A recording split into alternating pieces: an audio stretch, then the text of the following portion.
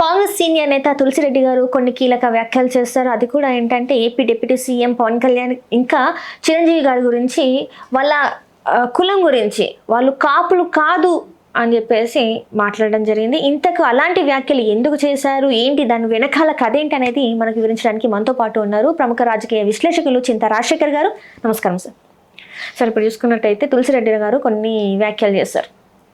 వాళ్ళు అసలు కాపులు కాదు, వాళ్ళని అంటే తెల్లగా అంటారు. అండ్ ఇంకొకటి ఏంటంటే వాళ్ళని హీరోల కంటే ఎక్కువ కాపులుగా చూశారు కాబట్టి వాళ్ళకి అంత అభిమానులు ఉన్నారు. ఒక్కసారి ఒక వారం రోజుల పాటు ఇలా ప్రచారం చేస్తే వాళ్ళకి అసలు అంత అభిమానులు ఉండరు అని చెప్పేసి తులసిరెడ్డి గారు వ్యాఖ్యానించడం జరిగింది. దీన్ని అసలు ఎలా చూడాలంటారు? తులసి గారు చెప్పిన దాంట్లో కొంతవరకు కరెక్టే ఉంది, కానీ ఇక్కడ తెలగ అనేది 4 కులాలు కలిపి కాపుల కింద లెక్కేస్తారు. కాపు, బలిజ, తెలగ ఉంటుంది. ఈ 4 కలిపి కాపులు అంటారు. ఏ ప్రాంతాల్లో వాళ్ళు అలా అంటారు. సో పవన్ కళ్యాణ్ ఒక దీంట్లో ఏమన్నాడంటే మా నాన్న తెలగ, మా అమ్మ గాజుల బలిజ అని చెప్పేసి చెప్పడం జరిగింది. సో అట్లా తులసిరెడ్డి గారికి వీళ్ళు తెలగ సామాజిక వర్గానికి చెందిన వాళ్ళు అని చెప్పేసి తెలిసి ఉండొచ్చు. సో మాకు వచ్చేటప్పటికల్లా నా నా టీసీలో ఏముంటుంది అంటే కాపు అని ఉంటుంది. మా ఫాదర్ వాళ్ళ దీంట్లో కూడా కాపు అని ఉంటుంది. అట్లాగే తులసిరెడ్డి గారు చెప్పే ఇంకో వాదన ఏంటంటే రాయలసీమలో రెడ్లందరికీ వాళ్ళ క్యాస్ట్ సర్టిఫికేట్లో కాపు అని ఉంటుంది.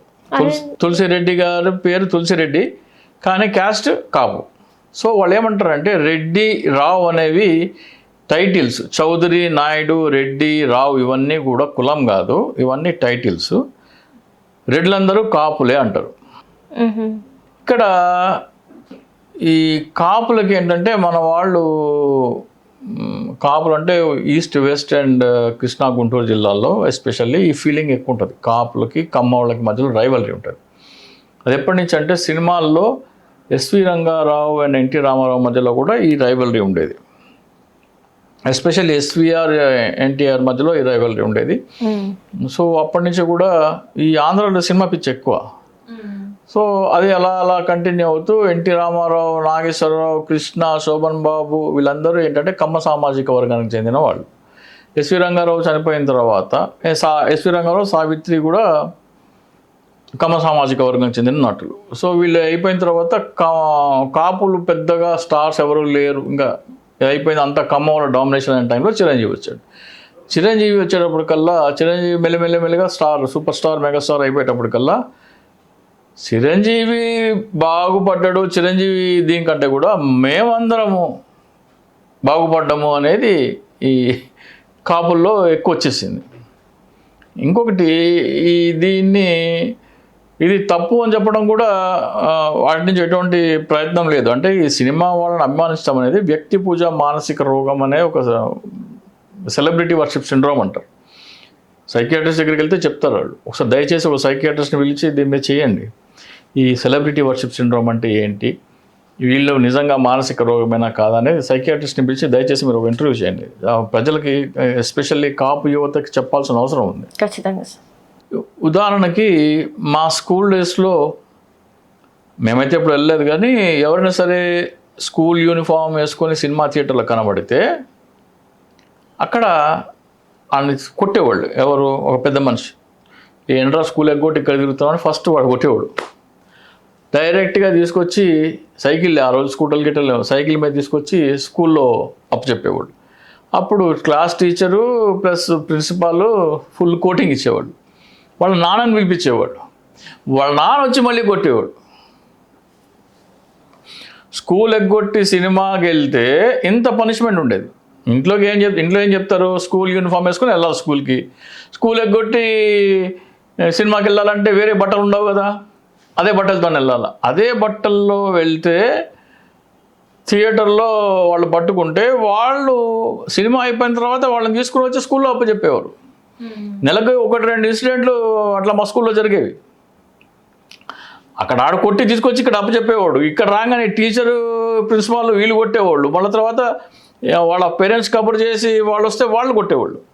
అంత స్ట్రిక్ట్ పనిష్మెంట్. ఏంటి, క్లాస్ ఎగ్గొట్టి నువ్వు సినిమాకి వెళ్తే అంత తప్పు అది. ఇప్పుడు ఏమైంది, చిరంజీవి సినిమా వాళ్ళందరూ ఆడియో ఫంక్షన్లలో సార్ మీ సినిమా నేను స్కూల్ ఎగ్గొట్టి చూశాను సార్ అంటే శబాష్ అంటే ఒక తప్పుని ఎంకరేజ్ చేస్తున్నారు. తప్పు అని చెప్పకుండా ఇక్కడ రారా అని పిలిచి గూబెమ్మ కొట్టి నా సినిమా కోసం నువ్వు స్కూల్ ఎందుకు ఎగ్గొట్టావు అని ఆల్సిన వీళ్ళు శబాష్ అని ఆయన కౌగులిచ్చుకొని బుధం తట్టేటప్పుడు కల్లా అడేమంటున్నాడు, మా అమ్మ నాన్న కంటే కూడా వీళ్ళు ఎక్కువ అయిపోయారు. అర్థమైపోయిందా? వాళ్ళు చేసే తప్పులను వీళ్ళు ఎంకరేజ్ చేయడం వల్ల సినిమా వాళ్ళ తల్లిదండ్రులు బర్త్డే చేస్తారో లేదో తెలియదు కానీ సినిమా స్టార్ బర్త్డే చేస్తారు. ఎందుకు అభిషేకాలు చేస్తారు. ఇంకా ఎందుకు వీళ్ళు చేసే బైక్ రైడింగ్ ర్యాష్ బైక్లో స్టంట్లు చేస్తే అందరు తిడతారు.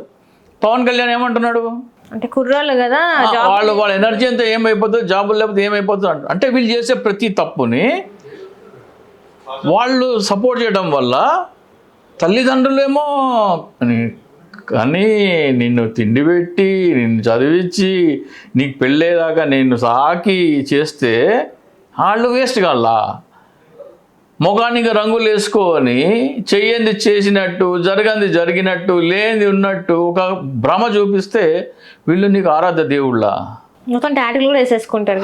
నీకు బతకడానికి ఏం కావాలమ్మా? గాలి నీరు ఆహారం కావాలి. గాలి నీరు దేవుడు ఇస్తున్నాడు. ఆహారం ఎవరు పండిస్తున్నారు? రైతు టాటూ వేసుకుంటావా? రైతు బర్త్డే చేస్తావా? అసలు రైతుల కష్టాల గురించి అసలు ఎవరికైనా తెలుసా? ఇప్పుడున్న జనరేషన్ లో తెలియదు ఏమవుతుంది వాళ్ళకి. పంటకి ఒక ఎకరానికి ఎన్ని డబ్బులు ఖర్చు చేస్తున్నారు, ఒక పంటలో వడ్లేస్తే ఎన్ని బస్తాల బియ్యం వస్తుంది, ఇట్లాంటివి ఏవి ఇప్పుడున్న జనరేషన్ కి అసలు ఐడియా కూడా లేదు, తెలియదు అసలు వాళ్ళకి. వాళ్ళు చెయ్యవా? అయిపోయింది. సరే, ఇప్పుడు నీ దేశంలోకి టెర్రరిస్టులు రాకుండా ఉండాలంటే ఏం చేయాలి? బార్డర్ మీద సైనికులు, విదేశాల్లో రా ఏజెంట్లు. ఇప్పుడు సినిమాల్లో చిరంజీవి, పవన్ కళ్యాణ్, మహేష్ బాబు ఏమంటారు, నా ఫ్యామిలీని టచ్ చేయాలంటే నన్ను దాటుకుని వెళ్ళాలి అంటారు. అప్పుడు వీళ్ళందరూ విజిల్స్ చప్పట్లు అన్నీ కొడతారు కదా. రియల్ లైఫ్లో ఎవరు చేస్తున్నారు అది? ఆర్మీ వాళ్ళు ఏం చెప్తున్నారు టెర్రరిస్టులకి? నా దేశంలోకి వెళ్ళాలంటే నన్ను దాటుకొని వెళ్ళాలి అంటే ప్రాణానికి ప్రాణం అడ్డ పెడుతుంటే మరి వాళ్ళని ఎవరైనా గౌరవిస్తున్నారా? వాళ్ళు చనిపోయినప్పుడు తప్ప వాళ్ళు చనిపోయినప్పుడు కూడా ఎవరు చేయడమ్మా? వాళ్ళ బర్త్డేలు చేయరు, వాళ్ళ ఆర్మీ డేలు చేయరు, ఏం చేయరు. అదా అయిపోయిన తర్వాత నువ్వు పుట్టినప్పుడు నీకు ఎవరు కావాలా? మీ మమ్మీ నువ్వు పుట్టడానికి ఒక డాక్టర్, ఒక నర్సు కావాలా? మీ ఇంట్లో ఎవరికైనా సరే హార్ట్ అటాక్ వస్తే డాక్టర్, నర్సు వాళ్ళు కావాలా? ఏ డాక్టర్దైనా నర్సుదైనా బర్త్డే చేస్తావా నువ్వు? అలాగే స్కూల్లో పుట్టంగానే స్కూల్కి వెళ్తావు, నీ విద్యాబుద్ధులు చెప్పేది టీచర్లు, కాలేజీలోకి వచ్చిన తర్వాత లెక్చరర్లు, వాళ్ళ బర్త్డేలు చేస్తావా? వీళ్ళందరూ నీ జీవితానికి అవసరము. సినిమా లేకపోయినా కానీ నువ్వు బతకొచ్చు. కానీ ఎవరు లేకుండా అయితే నువ్వు బతకలేవో వాళ్ళకి నీ గౌరవం ఇవ్వడం నీకు సిద్ధంగా లేవు. ఎవరు నీ జీవితానికి అసలు అవసరమే లేదో వాళ్ళని దేవుళ్ళ గౌరవిస్తున్నావు.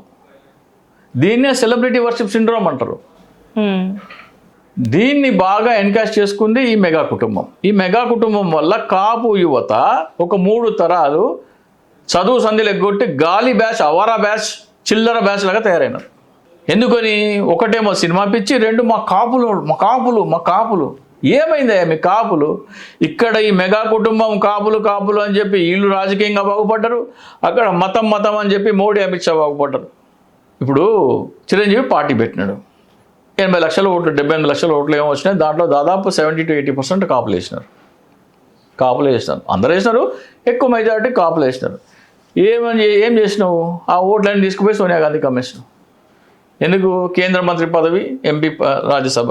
2014లో సోనియా గాంధీ 2002లోనే ఎప్పుడు మంత్రి పదవి వచ్చింది.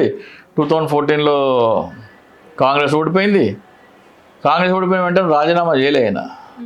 2018 వరకు పదవి తీసుకొని అనుభవించి మళ్ళీ కర్ణాటక నుంచో లేకపోతే మధ్యప్రదేశ్ నుంచో నన్ను రాజ్యసభ పంపిమని బతిలాడి ఆమె ఇవ్వకపోతే అప్పుడు ఈయనకు అనిపించిందంట నేను రాజకీయాలకు పనికిరానని.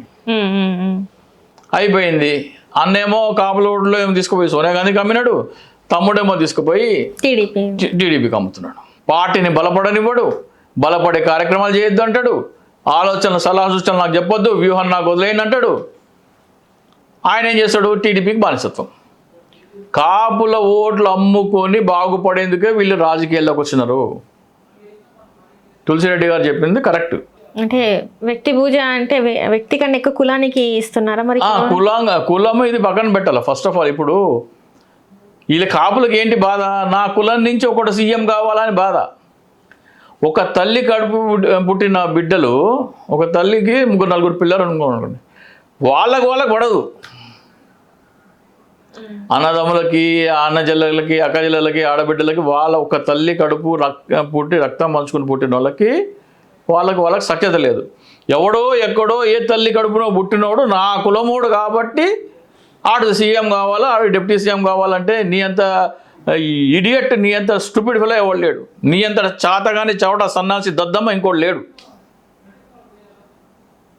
ఇప్పుడు వీళ్ళిద్దరూ ఓట్లు వేయించుకొని వేరే పార్టీలకి తొత్తులుగా ఉన్నారని అర్థం చేసుకోకపోతే, ఇంకా వీళ్ళ గురించి ఆలోచించకపోతే ఎట్లా? నీ కులమోడే నీకు ముఖ్యమంత్రి కావాలని అనిపించింది అనుకో, ఒక పని చేయి. జగన్మోహన్ రెడ్డి గారు కానీ, తులసిరెడ్డి గారు కానీ, ఈ రాయలసీమలో ఉన్న కాపులందరూ కూడా వాళ్ళ ఇంటి పేరేంటి? రెడ్డి. నీకు నీ కులమోడు సీఎం కావాలంటే నీ పేరు వెనకాల కూడా రెడ్డి పెట్టుకో. కాపులందరూ వెనకాల రెడ్డి పెట్టేసుకోండి.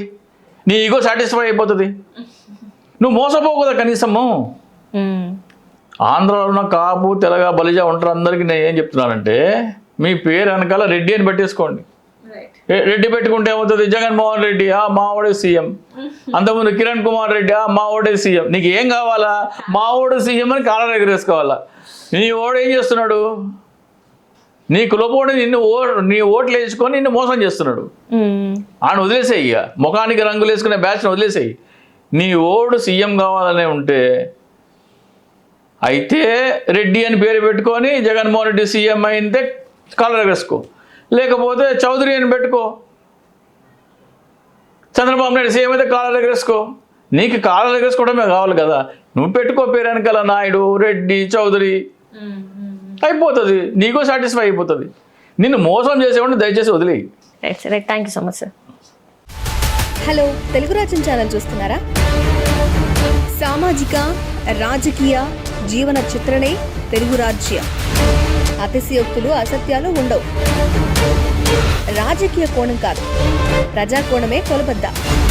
తెలుగు రాజ్యం వీక్షణ మీ ఉత్తమ అభిరుచికి నిదర్శనం.